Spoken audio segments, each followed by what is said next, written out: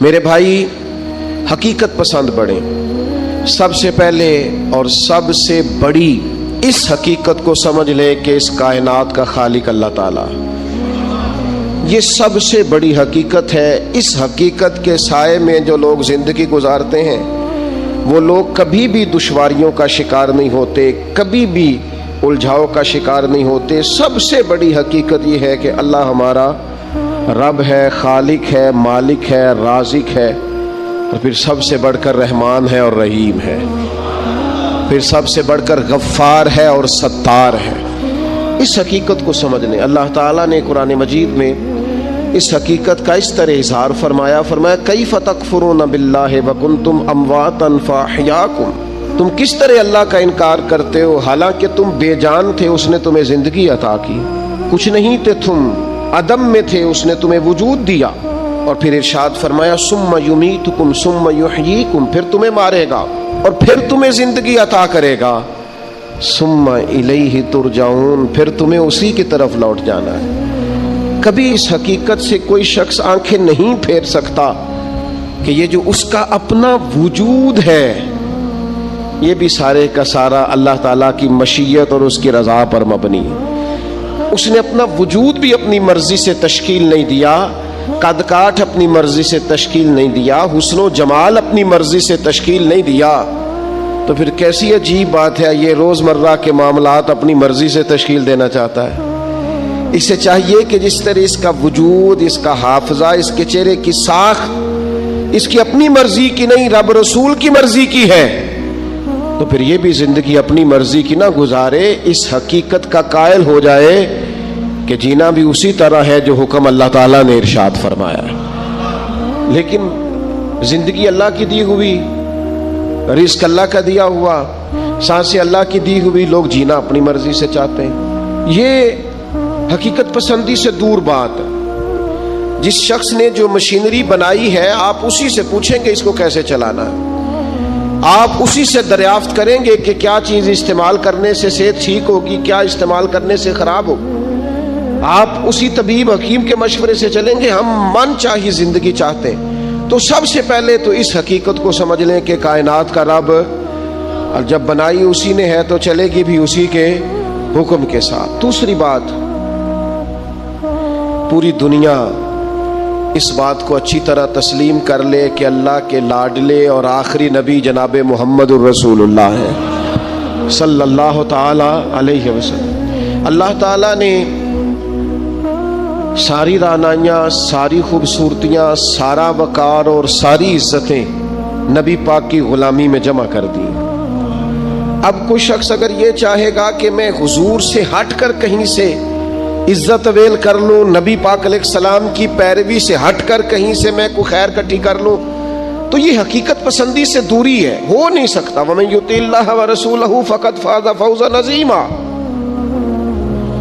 کامیابی اسی شخص کو ملے گی جو اللہ اور اس کے رسول کی فرما برداری کرے گا. یہ کائنات کی سب سے بڑی حقیقت ہے کہ ساری کامیابیاں, سارا حسن, سارا کمال, ساری خوبصورتیاں حضور کی سنت اور شریعت سے وابستہ ہیں.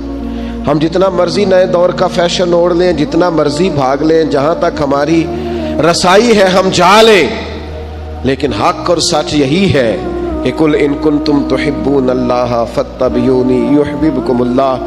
اللہ کہتے ہیں محبوب ان سے فرما دیں اگر یہ رب سے محبت کرنا چاہتے ہیں تو آپ کی غلامی کریں, اللہ انہیں اپنا محبوب بنا لے گا.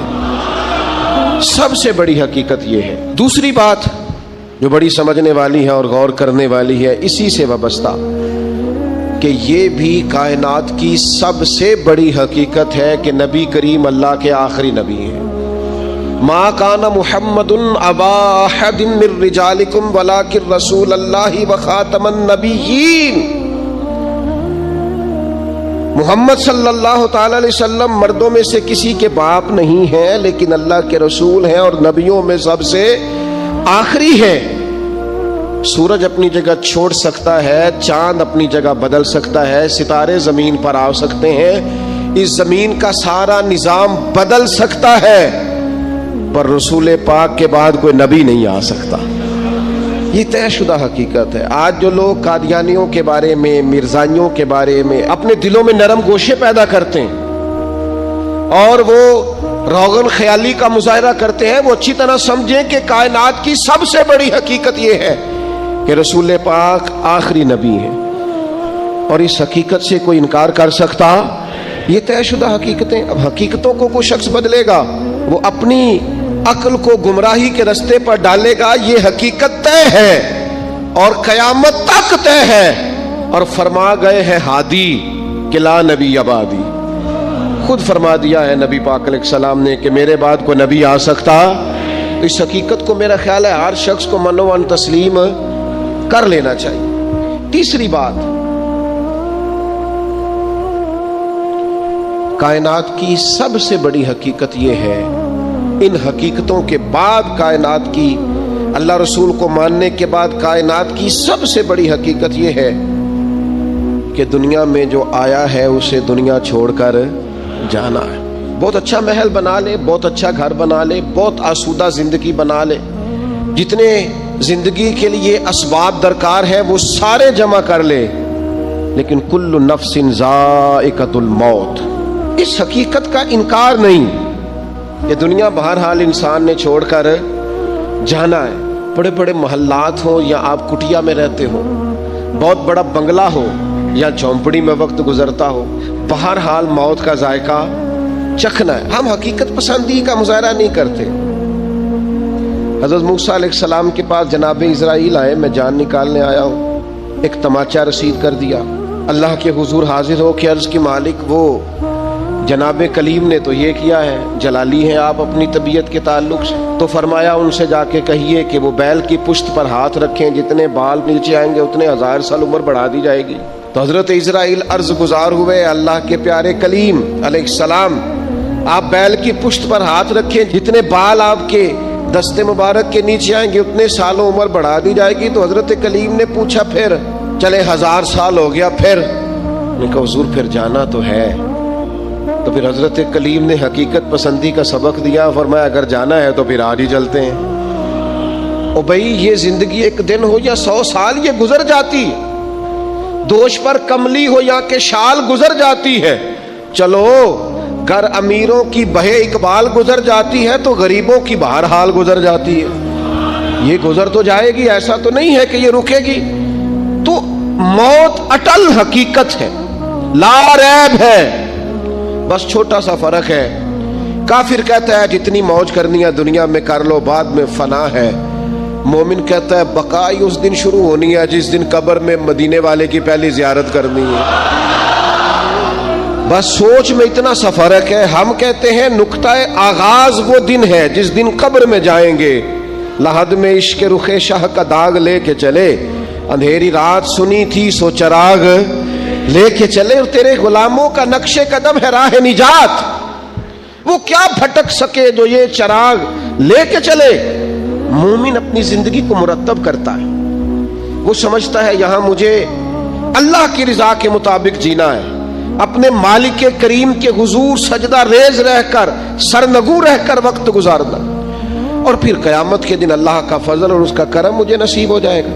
موت اٹل حقیق۔ میں آپ سے عرض کروں کوئی نہیں تیاری کرتے لوگ موت کی، جتنی محنت ہے صرف جینے کے لیے، جتنی جدوجہد ہے صرف زندگی گزارنے کی، جتنا وقت ہے صرف 60-70 سال کے لیے۔ ہمارا اور صحابہ کا فرق یہ تھا کہ وہ جتنی محنت کرتے تھے وہ مرنے کے لیے کرتے تھے، ہم جو کچھ بھی کر رہے ہیں ہم جینے کے لیے کر رہے ہیں، ہمیں ہر صورت جینے کے اسباب جمع کرنے، اور ان کا خیال یہ تھا کہ اصل کامیابی آخرت کی کامیابی ہے، والآخرۃ خیر وابقیٰ، آخرت خیر والی بھی ہے، رہنے والی بھی ہے۔ آخرت کے اکاؤنٹ کو مضبوط رکھتے تھے، وہاں نیکیاں ہر روز جمع کراتے تھے۔ قبر کی وہ 2 فٹ کی جگہ، اس کو خوبصورت بنانے کے لیے وہ زندگی میں گناہوں سے، عیبوں سے، جرموں سے، نافرمانیوں سے بچتے تھے، ساری جدوجہد جینے کے لیے کی، اور پھر حال یہ ہوا کہ دنیا سے جاتے وقت وصیتیں شروع کر دی، پتر اتنے 1000 روپے فلان جگہ خیرات کر دینا، اتنے لاکھ فلانے کو دے دینا۔ اور بھائی صاحب جتنے آپ نے زندگی میں دیے ہیں بچوں نے بھی اتنے ہی دینے ہیں، آپ فکر نہ کریں، جتنی آپ نے اپنے ابا جی کے لیے دعائیں کی ہیں اس سے تھوڑی کم ہوں گی، زیادہ نہیں ہوں گی۔ اللہ فرماتے ہیں انسان کو وہی ملتا ہے جس کے لیے وہ کوشش کرتا ہے۔ آپ نے عمر بھر دنیا داری کے لیے کوشش کی تو نتیجہ سامنے ہے۔ ادھر آنکھیں بند ہوتی ہیں، ادھر بیٹے ایک دوسرے پہ کیس کرا دیتے ہیں، یہ پلاٹ تو ابا جی مجھے کہہ گئے تھے، یہاں تو کچا رکا میرے پاس بھی ہے، یہاں تو 3 آدمیوں سے پوچھ لیں وہ میرے نام تھی۔ فتنے، فسادات، لڑائیاں اور دنگے۔ خدا را اس حقیقت کو سمجھ کیوں نہیں لیتے کہ دنیا چھوڑ کے جانا؟ اس نظریے کو بھانپ کیوں نہیں لیتے کہ تھوڑے دنوں کے لیے آئے؟ یہ ذہن ہمارا بن کیوں نہیں جاتا؟ رسول کریم نے صحابی کا کندھا پکڑ کے ہلا کے کہا تھا مجھے تجھ سے بڑا پیار ہے۔ تو یا رسول اللہ حکم فرمایا کن فی الدنیا کانک غریب و عابر سبیل او کما قال صلی اللہ تعالی علیہ وسلم۔ فرمایا حقیقت پسند رہنا، دنیا میں یوں وقت گزارنا جیسے مسافر گزارتے، راہگیروں کی طرح جینا۔ او بھائی صبح سے شام تک کوئی تو کوشش کرو، دنیا چھوڑ کے جانی ہے، مر جانا ہے۔ ہم سے زیادہ بلند پایا لوگ گزرے، ہم سے پہلے جتنے تھے سارے بلند درجات کے تھے، مالی طور پر مضبوط لوگ گزرے، عقلی طور پر مضبوط لوگ گزرے، سرمایہ زیادہ تھا گزر گئے، علم زیادہ تھا گزر گئے، فہم زیادہ تھا گزر گئے، حکمت زیادہ جانتے تھے گزر گئے، دانائی زیادہ جانتے تھے گزر گئے۔ حضرت ابراہیم علیہ السلام کے پاس جناب اسرائیل حاضر ہوئے، عرض کی حضور چلیے اللہ کریم کی بارگاہ سے پیغام اجل لایا ہو۔ تو حضرت خلیل علیہ السلام عرض کرنے لگے مالک کوئی خلیل بھی اپنے خلیل کے لیے پیغام اجل بھیجتا ہے؟ تو مالک نے فرمایا کوئی خلیل بھی اپنے خلیل کی ملاقات کو ناپسند کرتا ہے تو ملنے کے لیے بلایا ہے تو آئیے نا۔ تو عرض کی مالک کو پیغام کبھی پہلے آ جاتا تو تیاری کر لیتے۔ تو کہا ابراہیم تندرست جسم میں جس دن پہلا درد ہوا تھا تو پہلا پیغام ہی تو بھیجا تھا، سیاہ بالوں میں جس دن سفید بال چمکے تھے تو پیغام بھیجا تو تھا، جس دن سیدھی کمر درد سے تھوڑی جھکنے لگی تھی تو پیغام بھیجا تو تھا۔ یہ پیغام تو یکے بعد دیگرے آتے رہے، آئے پیغام آئے، کبھی دادا کی چارپائی کو کندھا دیا، کبھی دادی کی چارپائی کو کندھا دیا، کبھی رشتہ داروں کے جنازے پڑے، کبھی ماں باپ کے جنازوں کو کندھے دیے۔ وقت تو سارے دیکھے، لیکن کیا خیال تھا صرف انہوں نے دنیا چھوڑنی تھی؟ ہمارا یہاں پکا ارادہ ہے، بہانے بازی کرتے ہیں ہم لوگ، میں بچوں کے لیے کر رہا ہوں۔ جن بچوں کے والدین ان کی پیدائش سے پہلے دنیا سے چلے جاتے ہیں وہ بچے پلا نہیں کرتے، ان کے رزق نہیں آیا کرتا۔ آپ جائز ناجائز اکٹھا کر رہے ہیں بچوں کے لیے، جھوٹ بول رہے ہیں آپ۔ خدا را اس حقیقت کو سمجھنا، ایسے ہی حقیقت پسندی سے دور نہ ہو جانا۔ موت ہر وقت تلاش کرتی ہے، ڈھونڈ لیتی ہے، ایک ساتھ آگے نہ ایک ساتھ پیچھے، پھر جانا ہے اور بہرحال جانا ہے۔ بھول جاتے ہیں لوگ، نئی دوستیاں بنا لیتے ہیں لوگ، نئے تعلقات بنا لیتے ہیں لوگ، آہستہ آہستہ ہمارے بعد لوگ دوسروں کو قبول کرنا شروع کر لیتے ہیں۔ وہ میں قبرستان جایا کرتا تھا تو پہلے قبروں کے پیچھے زیادہ تر یہی لکھا ہوتا تھا آخری آرام گاہ۔ کچھ عرصہ پہلے چند سال ہوئے میں قبرستان گیا تو ایک قبر کے کتبے کی بیک سائڈ پہ لکھا تھا میں بہت اہم تھا، یہ میرا وہم تھا۔ وہم تھا میرا کہ میں بڑا اہم ہوں، ایسا کچھ بھی نہیں تھا۔ کس نے کہا ہے میں اہم تھا؟ کوئی بھی نہیں، سارے کام چل رہے ہیں، کچھ بھی ایسا نہیں ہوا۔ بھائی اس حقیقت کو سمجھو، جانا ہے اور بہرحال جانا ہے، اور دنیا کو بہرحال چھوڑنا۔ حقیقت پسند بنے، اور یہ جو سہارے ہم نے لیے ہوئے ہیں جان بوجھ کر جھوٹ کے اور ڈانگ ٹپاؤ پالیسی کے، دیکھی جائے گی بس ٹھیک ہو جانا ہے بس تھوڑا، یا اس سے باہر آ جائیں۔ اب کتنی کو دیر، کتنا کو بچپنا، کتنا کو لڑک پن، کتنے کو شغل، کتنا کو تصویروں کی دنیا کی زندگی، کتنا کو خواب. میں ایک دوست شکوہ کرنے لگے، کہنے لگے تھوڑا سا الجھ گیا تھا، امید تھی مجھے ڈھیر سارے دوست آ جائیں گے اور میری اس پریشانی میں میرے ساتھ کھڑے ہو جائیں گے اور میں نکل جاؤں گا اس پریشانی سے. تو میں نے کہا یہ تو خوابوں کی زندگی ہے. جتنے لوگوں کے ساتھ آپ زندگی میں کھڑے ہوئے اتنوں نے ہی آپ کے ساتھ کھڑے ہونا تھا. آپ خود اندازہ کر لیں. ہمیں بہت ساری چیزیں یاد آتی ہیں جب ہمیں کوئی کام بتاتا ہے تو سیم صورتحال دنیا کی ہے. ہم حقیقت پسند نہیں، کہانیوں کی دنیا میں زندہ ہیں، رنگوں کی دنیا میں زندہ ہیں، تصویروں کی دنیا میں زندہ ہیں، لائکس اور کمنٹس کی دنیا میں زندہ ہیں، سٹیٹس کی دنیا میں زندہ ہیں. حقیقت کچھ اور ہے، افسانہ کچھ اور ہے، خواب کچھ اور ہے، دن کا اجالا کچھ اور ہے. میرے بھائی سفر گھر بیٹھ کے میپ پر ماپنا اور ہے، اور سواری پر بیٹھ کر وہ منزلیں طے کرنا کچھ اور ہے. یاد رکھنا، گھر بیٹھ کر یہ کہنا کہ میں آیا یہ اور ہے، اور جب پاؤں میں آبلے پڑ جائیں، چھالے پڑ جائیں، اور جب ذہن چکرانے لگے اور گاڑیوں میں بیٹھتے نظریں گھومنے لگے تو اس وقت منزلوں کا تعین کرنا یہ کچھ اور ہے. جسے زندگی ہو پیاری وہ یہیں سے لوٹ جائے. اپنی زندگی میں حقیقت پسند بنے. کبھی بھی آنکھیں بند، میں کبھی کبھی تڑپ جاتا ہوں. کچھ لوگ بڑے ہی حقیقت پسند تھے، بڑے. حضرت عمر رضی اللہ تعالیٰ عنہ بڑے حقیقت پسند تھے. کبھی کسی خواب کا سہارا نہیں، کچھ نہیں. کسی نے بڑی تعریف کی حضرت عمر کی، کہا کیا بات، اور وقت شہادت کی. حضرت عمر نے ساری فضیلتیں اپنی سنی ہوئی تھی، پر عاجزی کا منظر، خود عاجزی کر رہے تھے، ہمیں حقیقت بتا رہے تھے. فرمانے لگے تمہارا خیال ہے عمر کی بڑی شان ہے، لیکن یہ اندازے عجز دیکھنا. فرمانے لگے میرے لیے دعا کرنا، مجھے زخم لگ گیا ہے، میں دنیا چھوڑ رہا ہوں، میرے لیے دعا کرنا.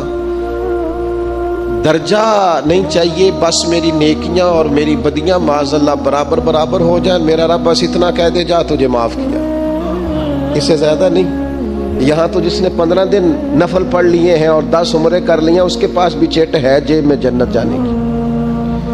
یہاں جس نے 5-6 اکٹھی مسلسل محفل نعت کرائی ہیں اس کے پاس دونوں جیبوں میں لسٹ نعت خان خطیب پیر دے گئے کہ تو فکر نہیں کرنی، تیرے لیے ہر چیز کنفرم ہے، تو بہت بڑا عاشق رسول ہے. جیبوں میں ڈگریاں لیے پھرتے ہیں لوگ. اور حضرت عمر کیا کہتے ہیں؟ دعا کرنا برابر برابر ہو جائے، برابر. امام جعفر صادق رضی اللہ تعالیٰ عنہ، میرا وجدان ہے، میں سادہ آدمی ہوں، دعوے سے بچتا ہوں، لیکن ایک فقیرانہ سا دعویٰ کرتا ہوں، امام جعفر صادق کا خالی نام لینے سے فیض نصیب ہوتا ہے.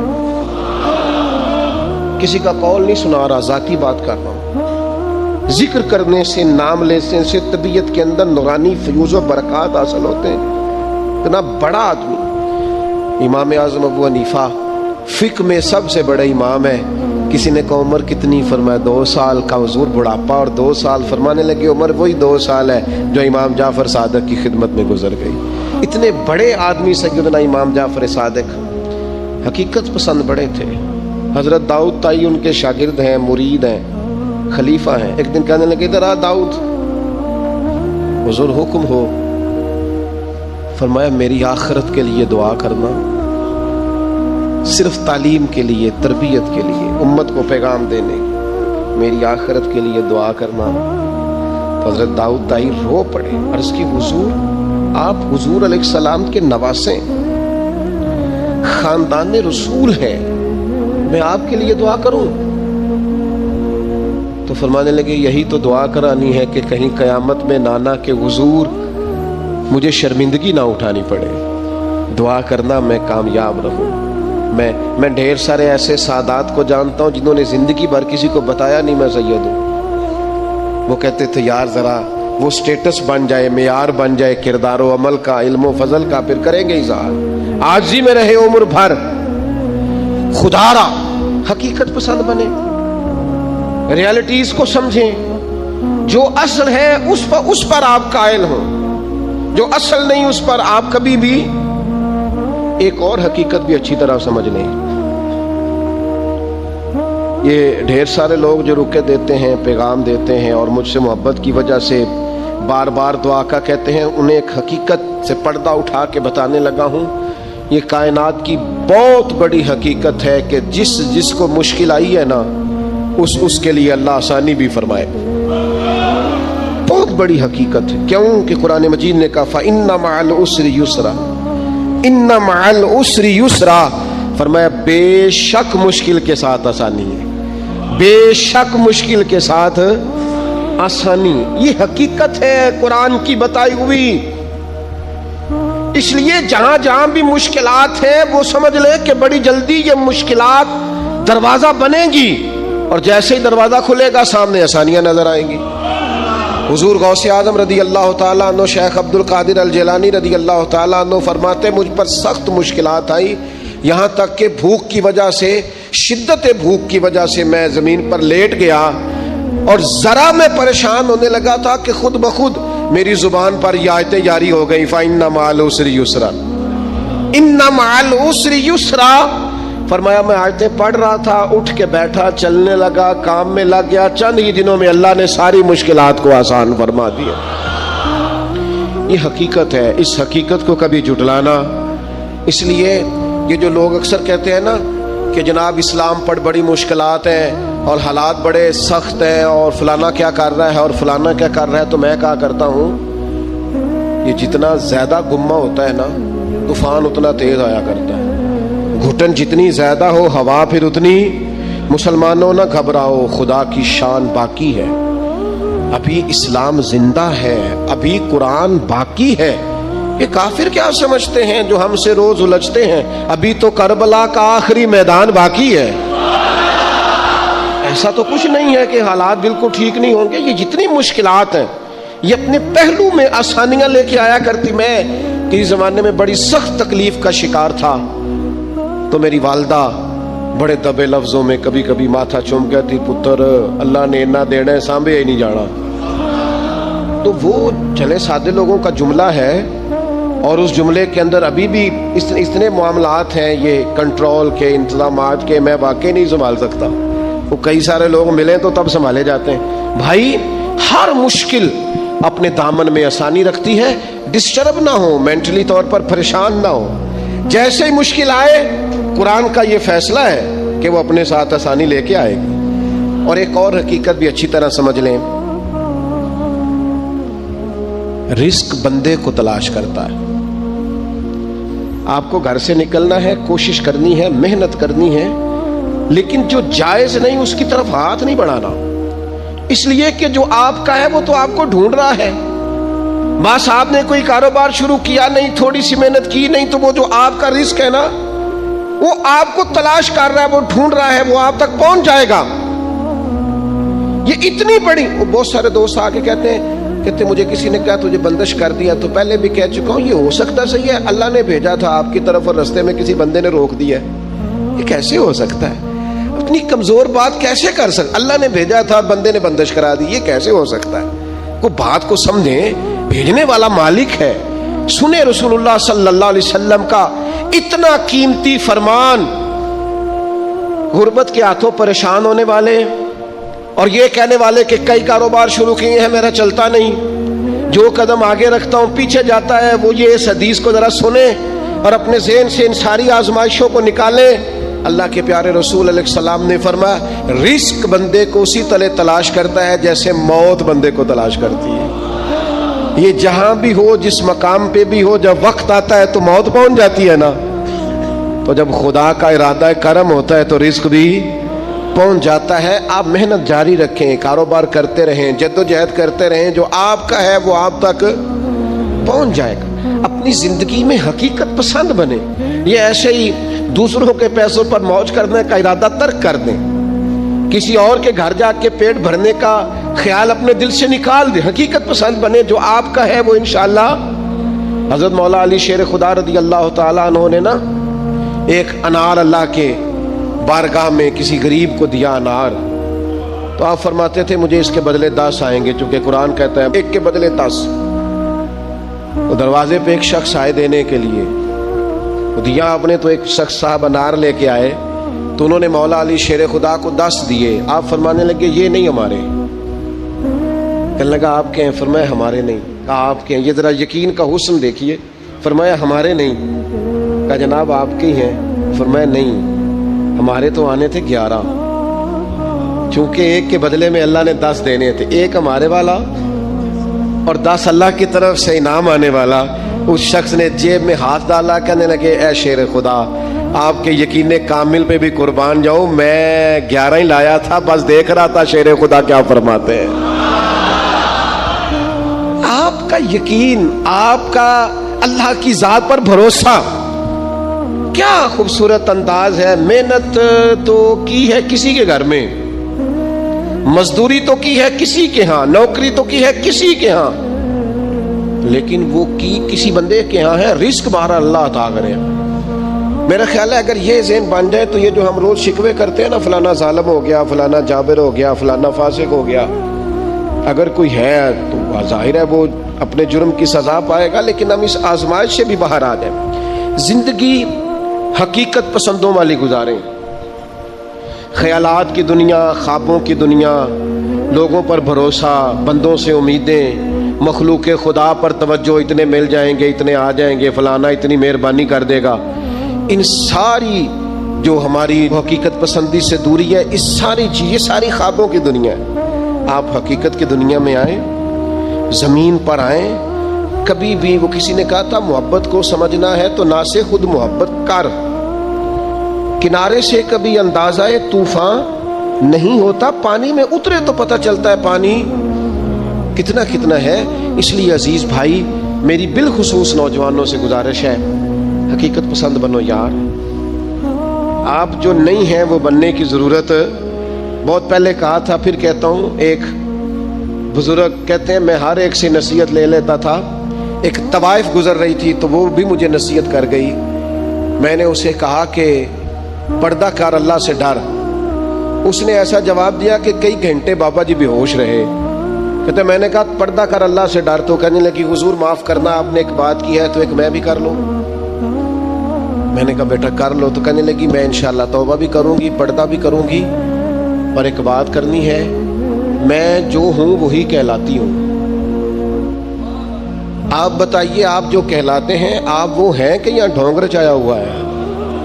سچ بتائیں. لوگ تو آپ کو ولی اللہ مانتے ہیں, درویش, صوفی, فقیر, خدا ترس مانتے ہیں. آپ نے ڈھونگ رچایا جہاں آپ ہیں بھی. فرماتے اللہ اکبر کا اور بے ہوش ہو کے زمین پہ گر پڑا, اور پھر میں اسے ڈھونڈتا رہا. زبان خلق کو نکارائے خدا سمجھو. او بھائیو, حقیقت پسند بنو.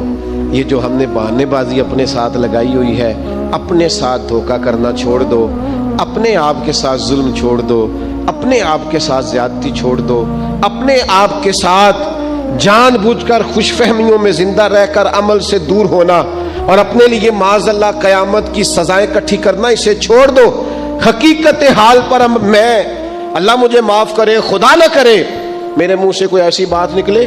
یہاں لوگ بچے داخل کرانے آتے ہیں, کہتے ہیں یہ بچہ داخل کر لیں, حفظ کرا دیں, ہماری بخشش کا ذریعہ بن جائے گا. تو میں کہتا ہوں آپ کی ابھی 35-40 سال 45 سال عمر ہے, آپ اپنی بخشش کے لیے خود تیاری کیوں نہیں کرتے؟ یہ بچہ آپ کی بخشش یہ تو کرائے گا, حدیث میں موجود ہے. لیکن میرے بھائی یہ کیا بات ہوئی, آپ نہ جائز دیکھیں نہ ناجائز دیکھیں, نہ نماز کا خیال کریں نہ حدود اللہ کا خیال کریں, اور آپ نے ذہن بنا لیا ہے کہ بچہ داخل کرا دیا تو بخشا دے گا. اور وہ جو بخشانے والی بات ہے نا مشکات میں, اس کے بھی لفظ کیا ہے؟ فرمایا جو قرآن مجید کو پڑھے اور قرآن کے حلال کو حلال جانے اور حرام کو حرام جانے, وہ اپنے خاندان کے 10 بندے لے کر جنت میں جائے گا. میں انکار نہیں کرتا, یہ بہت بڑی بشارت ہے. حافظ بندے جنت میں لے کے جائیں گے.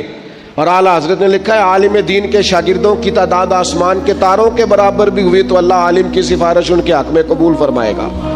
یہ بات درست ہے, پر یہ کہ آپ بھروسہ کر کے بیٹھ گئے. حضرت ابو ہریرہ رضی اللہ تعالیٰ عنہ نے کہا تھا حضور جو کلمہ پڑھے گا جنت میں جائے گا.